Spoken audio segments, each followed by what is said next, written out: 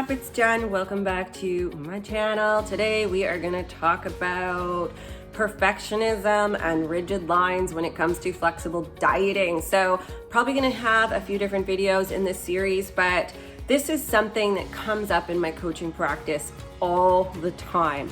My clients will start freaking out, and I mean that in the most respectful way, but they will start feeling shame, guilt, panic, and anxiety surrounding ensuring that they hit everything to a T, that they're not going over, and when they do, they feel like absolute failures. And so I want to talk about this because my concept of it and their concept of it are different at times, and I want to shed some light on it so that hopefully I can help you with this as well.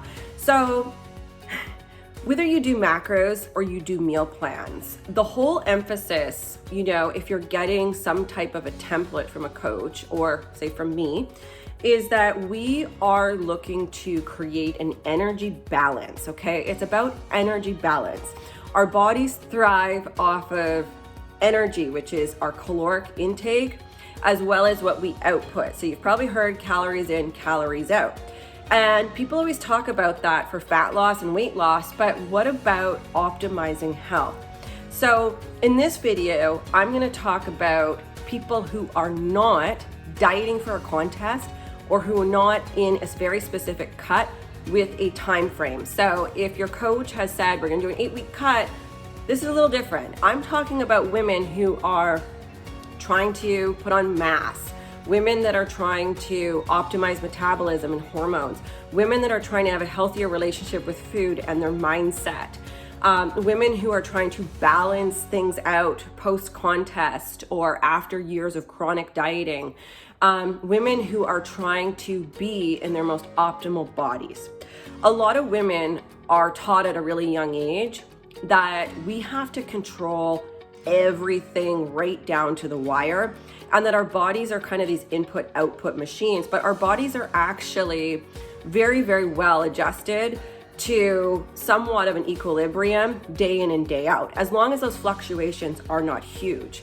So when it comes to your macro tracking and you're not in contest prep where your deficit has to be driving a specific way or a cut, then your energy balance is there for optimization to help you perform and function at your absolute best.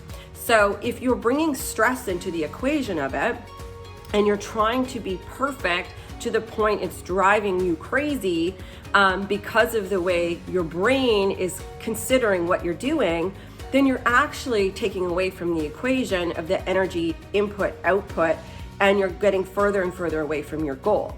So again, I'm gonna say this one more time. The whole idea of your energetic intake, your caloric intake, is optimization. It's to provide energy. So whether that energy balance is 1,700 calories a day or 2,500 calories a day, depending upon the individual, as a coach, I'm always looking for optimization. So what I'm looking for is I'm looking for improved digestion, assimilation, and digestion.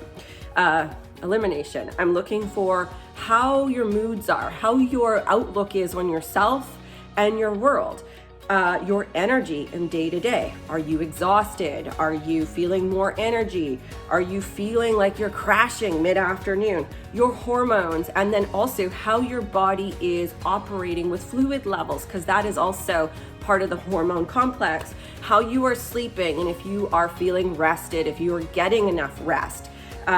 The stress response in the body has a huge bearing on this.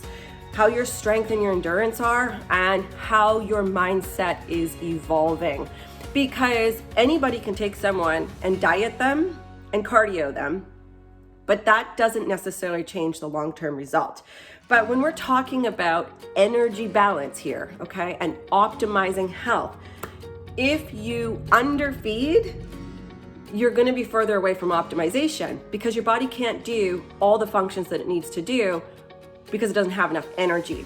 If you overfeed, then you overcompensate as well, and the body can't perform as optimally either. So you always want to be in this juggling act of balance, but does that mean it needs to be perfect? Okay, I'm going to give you an example here.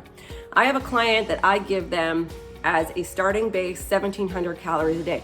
based upon what I've taken into record of what they've done.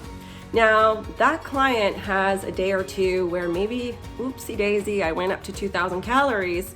And for them, because everything needs to be so perfect, they shame themselves, they guilt themselves, and they feel like a failure because of it.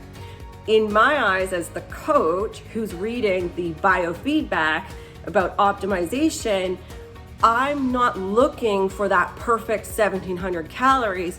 I'm looking for what's happening with your body when you're having the 2,000, because maybe your energy umbrella is higher than the 1,700 calories, and optimally you perform higher than that. So whether you go over by 50 calories or 100 calories a few days a week, or you have something in there that's not accounted for without being completely unreasonable, and of course with being honest with yourself and with your coach, then I'm able to help you optimize your health. And what that means is when we go into a fat loss phase, when we go into a cut phase, your body's gonna be optimized and you're gonna be performing well. It's about optimization, not perfection. So if you go over, you go under, just be reasonable and talk to your coach about it or talk to yourself about it and understand your body isn't going to punish you for going over a bit, and your body's not going to punish you for going under a bit.